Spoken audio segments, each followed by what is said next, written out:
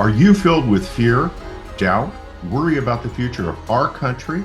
Do you feel the urgency to act before it's too late? If yes, then this podcast is for you. It's time for us to confront the critical issues threatening our nation's fabric, our democracy itself, regardless of our political stance. If you are ready to face reality, handle the tough questions, and find real solutions, then here's your host, Debbie Lynn Molyneux. Welcome to the Terrified Nation podcast. I'm your host, Debbie Lynn Molyneux. Can we save it? This show is where we explore alternatives to being afraid. And I offer new perspectives and framing about what's really going on. And together, we talk with guests to learn how to manage our fear and our anger and our rage. And we also learn how to find hope in a world that seems just simply mad some days. Because it's up to us, the citizens of this great, flawed, and beautiful nation, to live into the promise of our founders, each of us dedicating ourselves to a better future. Now, you know that I like to start each show with a question that we'll explore in today's episode. And today's question is this: if you were a coach for democracy, what play would you call today? And to explore this question with us is Coach Steve. Now, Coach Steve and I know each other already. We take a meditation class together. We're both practicing Buddhists. Steve has a degree in government from Harvard, and for 30 years been an executive coach for global professional services. You know, those accountants and lawyers who play in the big leagues. He is a frustrated singer, he tells me, and he owns 3 dogs and lives in North Carolina. Coach Steve, welcome to the Terrified Nation podcast. Thank you, Debbie Lynn. Pleasure to be here. Now, when I put this call out for guests into the meditation group, you were like the first person to respond, and I just want to say thank you for that. And I know I talk a lot about politics in meditation class, and a lot of people wouldn't think that that was appropriate, shall we say. Any comments on that before we get started on our interview? And I'll just say right up front, do something. Do something. And I've volunteered. I'm signed up, but I thought to myself, well, how much difference am I going to make? And how much difference does it make if I don't do anything? Are there going to be enough of those other folks who will show up because they're gung ho and they want the same outcome I do? And guess what? That's not an acceptable approach. We all have to think that we're the ones who are going to make the difference. And if we show up, everybody else is going to show up. Well, and this is interesting because, we were just in a meditation day on Sunday. And one of the big things that we're learning about right now in our meditation class is how to live in the dream, how to know we live in the dream. Okay. Well, excuse me. So all I'd say on this, Debbie Lynn, is you acknowledged fear in your intro, and obviously it's there for all of us to one degree or another. But what's on the other side? And for me, what's on the other side is permission to access your deepest, most heartfelt desires.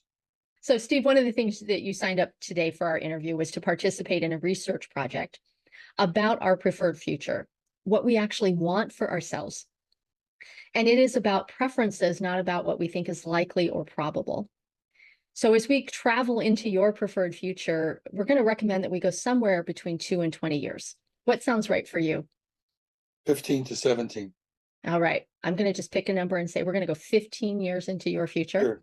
Let's take a few deep breaths together as we step into this time machine that's going to whisk us into the year of 2039. Wow. And when we get there, Steve, what I want you to do is stay your current self, but observe your 15-year older self in 2039. And so you're going to respond as you're observing your older self. Yeah. Any questions? No. All right. Well, we're pulling into the 2039 station right now. Yeah. And we're slowing down and stopping, and ding! Here we are in 2039. We're going to climb out of the time machine. And the first question that I have is where are we? Where are we? Where are we in 2039? We're in in the your mountains. future? We're in the mountains. We're in the mountains. Okay.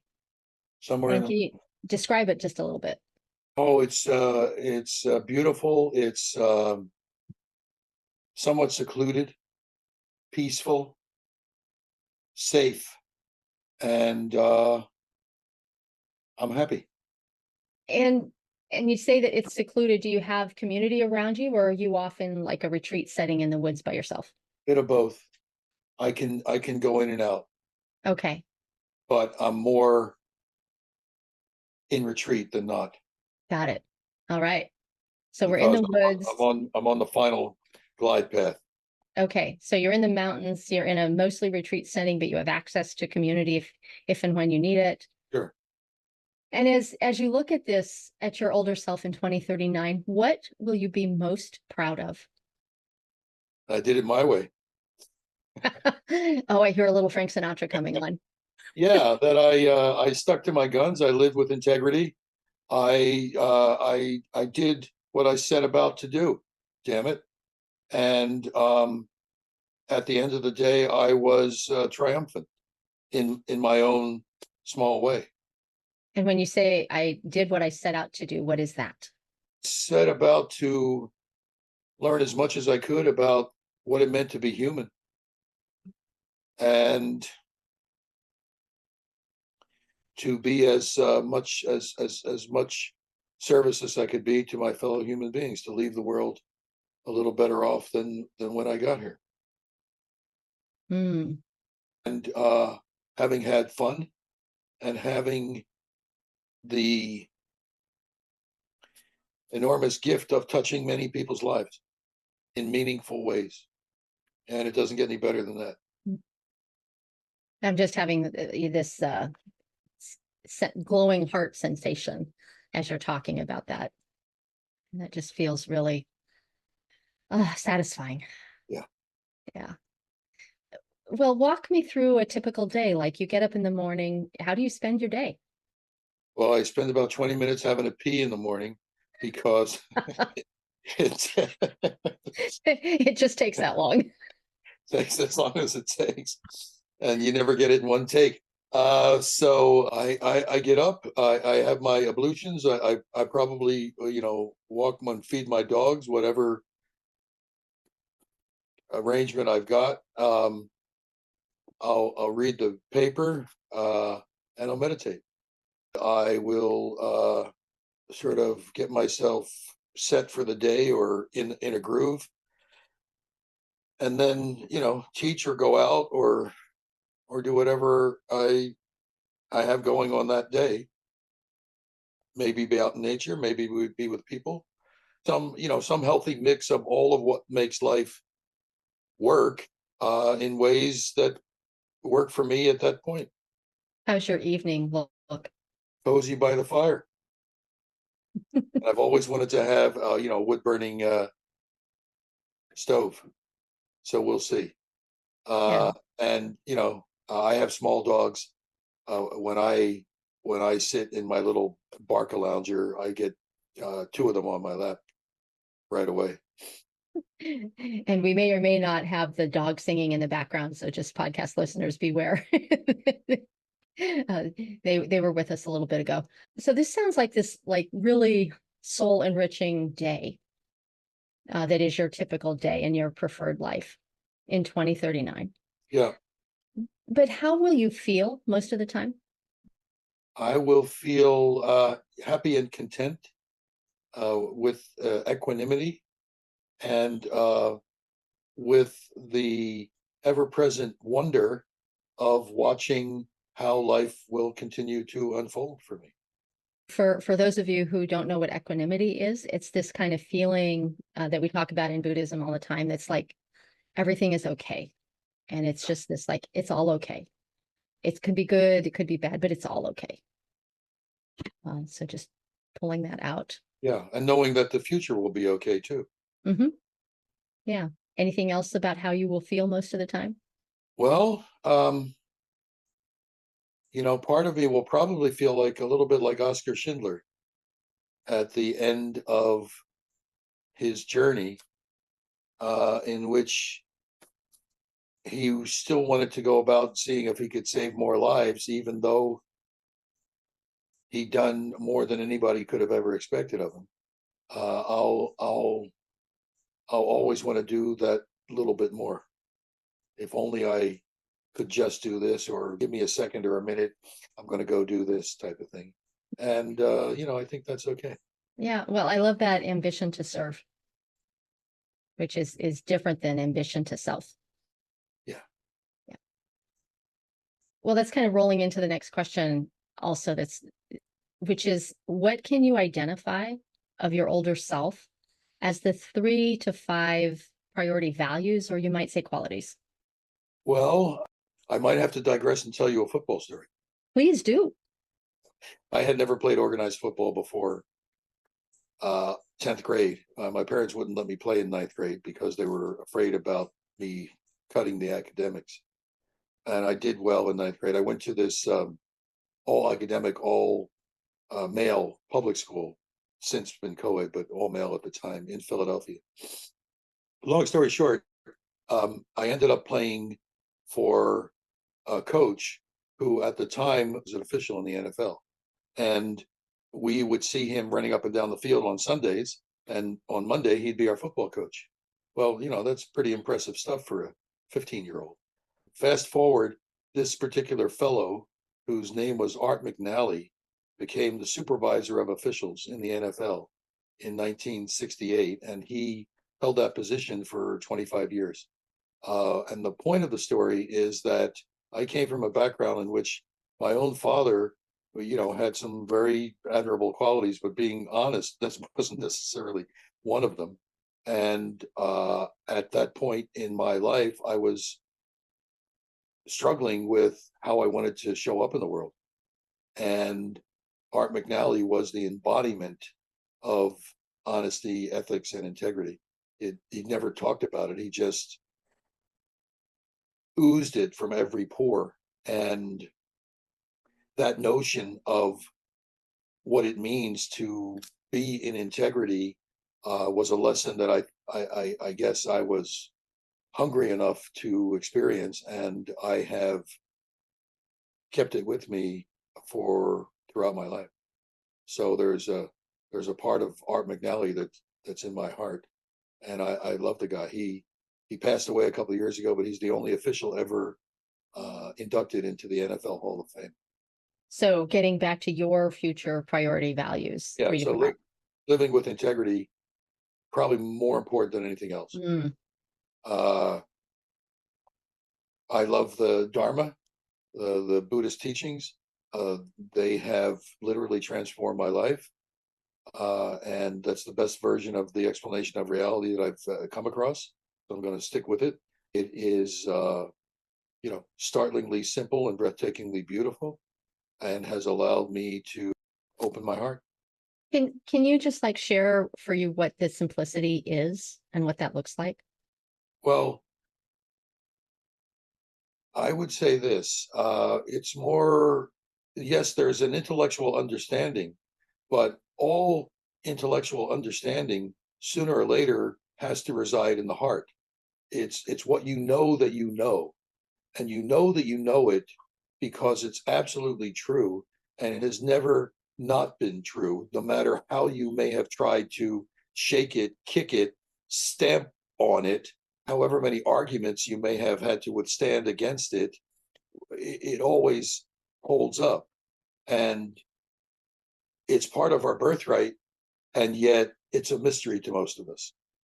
So I know I haven't necessarily done a good job of answering the question, but it's a peeling of the onion. It's a layered, it's a delayering to understand the essence of life and the essence of who any of us may be as an individual. And in Buddhism, as we all have a quote Buddha nature, which is, using my kind of superpower of distilling down the words that you used, what I'm hearing in all of that is that in addition to the integrity that you got from Art McNally, you're also the other priority value is to live a heartful life. And that heartfulness is not just for yourself, but for everyone you come into contact with. And it's the same in all of us, however, variations on a theme, but the core of it is the same for all of us. Mm-hmm. And being in an environment in which it's safe to reveal what it is and to be vulnerable to it is a huge, blessing and gift. So would vulnerability be another priority, value, or quality? Well, I've never thought of it like that, but you don't get there without being vulnerable. When I coach people, I've always suggested that, we know we're not going to go all the way there now. We're just going to go one step further out on the limb. And so what's the space between where you are and that next step? And so that's what the vulnerability piece is. Of course, we're going to be vulnerable or likely to be, but you've done it a million times before. And, suck it up and let's go. So in some of this, I'm also hearing underneath all of that, there's also some courage. Yeah. Well, yeah, it's a combination of things. There has to be courage. Mm-hmm. There has to be curiosity. There has to be a certain drive. Okay. A self-demand to keep moving forward. Mm-hmm. Yeah, there was something when you were telling your story about Art McNally too. I was also hearing an underlying theme of discipline. Sure. Absolutely. These are obviously large life lessons. I doubt whether you'll find anybody who's successful at anything. Mm-hmm. The other way is you can say it the other way around. The people who are most successful will often have the greatest discipline. Yeah. And the other side of discipline is sacrifice. You can look at athletes of any stripe, even most talented ones have to work. Well, I was just thinking about the Olympians and the stories that the little vignettes that they showed while they're in between competitions at the Olympics, and they're all telling stories of how these people have dedicated their lives to this sport to get to be Olympic level. And that means that for young girls, they don't have a normal growing up experience, right? For people who are running, like they put so much of their spare time into the sport or dedicate most of their time to the sport. It crowds out, if you will, what we would consider normal life. Yep. Yeah. So I want to just do a little review here, Steve, because we're looking at your older self in 2039 and you're living in the mountains, mostly on retreat, but you have access to a community nearby. You spend your day doing your ablutions in the morning and then being of service or teaching, doing something in your community during the day, cozying up by the fire at night with your dogs. You feel mostly content with a little bit of ambition of like, there's still more to do. You have some priority values of like integrity and vulnerability. So this next question is really to think about that community that's near you. And what does that community need to include or provide for this future to be possible for you? Well, I would just say, simply the basic kind of necessities of life that you would expect, whether it's, doctors, restaurants, community activities, and hopefully a community of friendly people. Don't care anything about who they are or what they believe in, as long as they're, friendly. And for me, obviously, opportunities to ideally teach people how to meditate. I've heard other folks on this question talk about neighborliness. Their community needs to be neighborly. Yeah. And so when you say friendly, I kind of hear that neighborliness. There's that kind of sense of we are in this together. Yeah, that's important. Get older, especially as you get older. Yeah. And then you also need people who are willing to learn meditation. Yeah. Yeah. So some openness, some curiosity about what is this crazy thing? Yeah. Is there any other details that you'd like to add to your future life in 2039? Well, we haven't talked about my relationship. Well, you haven't mentioned it yet. I haven't Tell me mentioned about it. your relationship. Well, that's a binary thing. say, either there's going to be one or there isn't. well, this is your preferred future. So I would ask you, do you want one or not? I think so. Yeah, of course. Okay. Sure. Well, let's go back and let's restructure this a little bit. So we're living in the mountains, but you're not quite as alone as you thought because you have a partner. So how does that impact how you spend your day? It's a good negotiation. Yeah. So, I mean, I don't think it'd be that much different, although the activities would be, joined up as and when we each decided to hang out together. I'm imagining that your partner might replace the dogs when you're cuddling in front of the fire in the I evening. hope so, but not. But it's a complex negotiation at bedtime because they're in bed with me. So At least they're small dogs. at least they're small dogs, but they're as intimate as you would want them to be. Yeah, yeah. Oh, I am just so amused that you bring this up at the very end and like we just totally built your future as if you didn't have a partner. Hmm. That's okay. Well, yeah, I don't know what the betting line is, but we'll see. I just want to remind you that this is your preferred future, so you get to make up anything you really want. Yeah, well, I think it would be good. How will you feel most of the time with your partner in your life? Does anything there change? No, I think it's nice to have somebody to share your life with, Mhm. and ideally, there'd be an openness to the Dharma, but it's not an absolute necessity. I have friends who have both situations, and Mhm. it's more really about uh, how our hearts line up. So she would be adding to your heart, the heartfulness of your life is what I. Yeah, and there would be a reciprocity Mhm. that we understood where the other person was coming from Right. in a way that was complementary. Well, and I'm also hearing underneath that, under the question of how do you feel most of the time, I'm also hearing then with the addition of a partner, you might feel more seen or Yeah, better self-expressed. yeah. And there's a curious thing here actually. I hadn't thought of it. Well, because I don't have a partner, and I spent a fair amount of time on my own, purposely. My experience is pretty quiet, but having somebody else with whom you share your life automatically changes that because it can't possibly be nearly as quiet. And so that's just an interesting Yeah. point to ponder, Yeah. because I'm used to my quiet, uh, and I need my quiet. I mean, I love people, but if I go out and party, or go to even any type of event where there's people, I'll want to have some quiet time to recharge. Yeah. So there's you work it out. Obviously, there's an You ebb and do. You do. Yeah. I'm just laughing because, uh, you know, arguing with Sam, my partner, over like what TV shows are we going to watch? Is there's a constant negotiation. And when he's away on a trip and I don't have to accommodate him at all, there is a relief in that. And I also miss him. Right.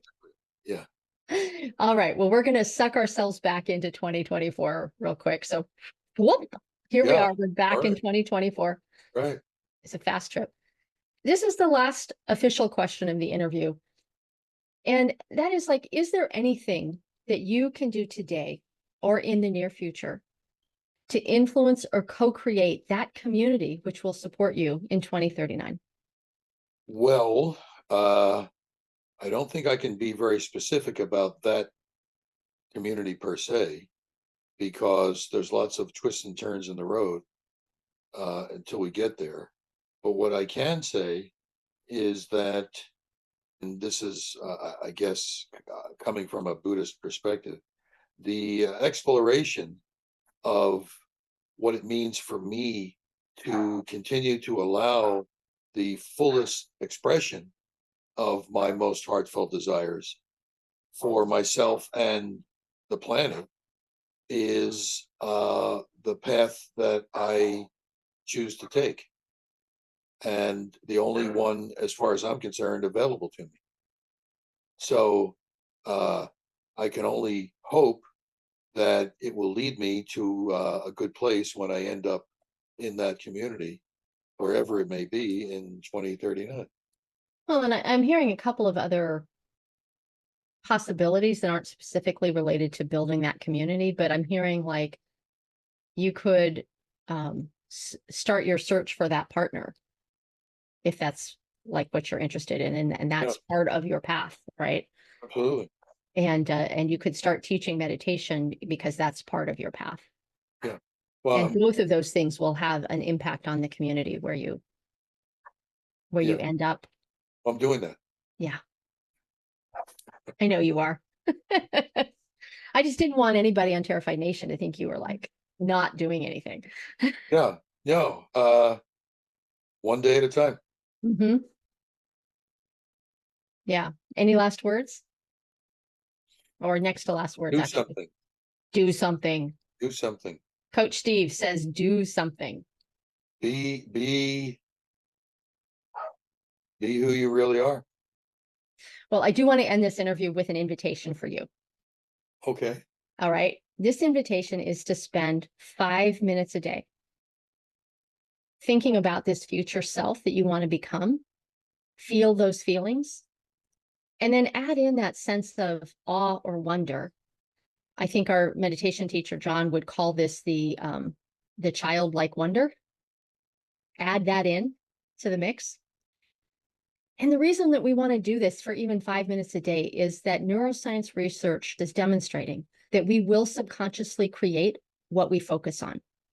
So we have this choice to actually create the future we want instead of the dystopian options that get presented to us. For those of you listening to the Terrified Nation podcast, if you would like to participate in this national research project, please go to americanfuture.us and click on the self-interview button. Coach Steve, thank you so much for being with us today. Thank you, Debbie Lynn. Pleasure. And in closing today's show, I want to thank you, the listeners of Terrified Nation, for giving a damn about our country. We may be terrified today, but we can do better. We can save the USA. Join me next time. So that's it for today's episode of Terrified Nation. Head on over to iTunes or wherever you listen to subscribe to the show. You can get advance notice of new episodes and bonus content by signing up. Head over to terrifiednation.com and join us on the next episode.